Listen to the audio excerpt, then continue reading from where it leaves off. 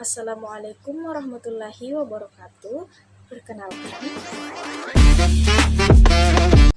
pada kesempatan ini saya akan menjelaskan mengenai model keseimbangan makroekonomi Islam ISLM.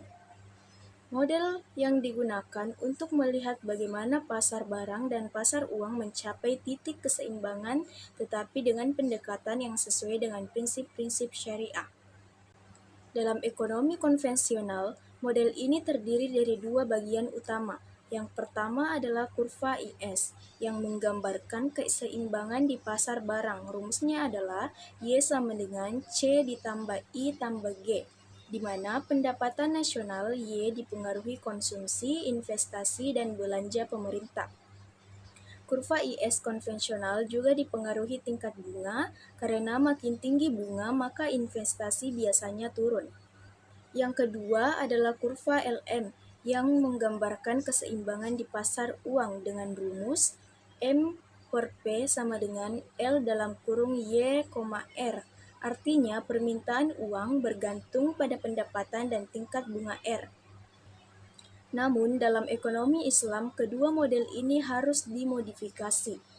Mengapa? Karena bunga atau riba tidak diperbolehkan. Karena itu, variabel R dalam ekonomi Islam tidak lagi berarti interest rate, tetapi berubah menjadi tingkat keuntungan usaha atau tingkat bagi hasil. Sekarang kita masuk pada kurva IS dalam ekonomi Islam.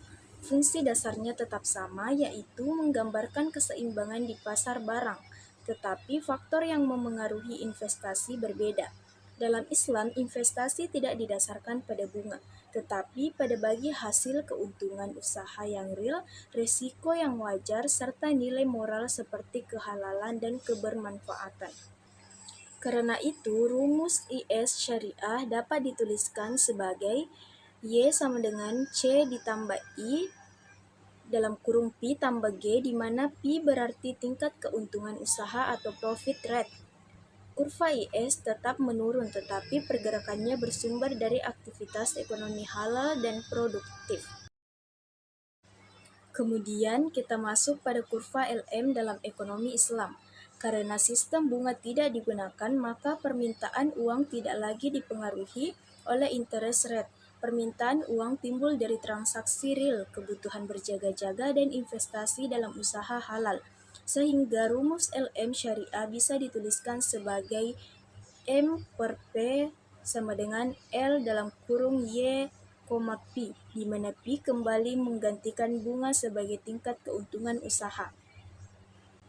Setelah memahami kedua kurva tadi, kita dapat melihat titik keseimbangan ISLM dalam perspektif Islam. Keseimbangan terjadi ketika pasar barang dan pasar uang bertemu tanpa melibatkan riba, tanpa ketidakjelasan yang merugikan, dan tanpa transaksi spekulatif. Pada titik perpotongan IS dan LM, kita mendapatkan dua hal penting: tingkat pendapatan keseimbangan atau Y, dan tingkat keuntungan usaha atau bagi hasil atau P yang sesuai prinsip syariah.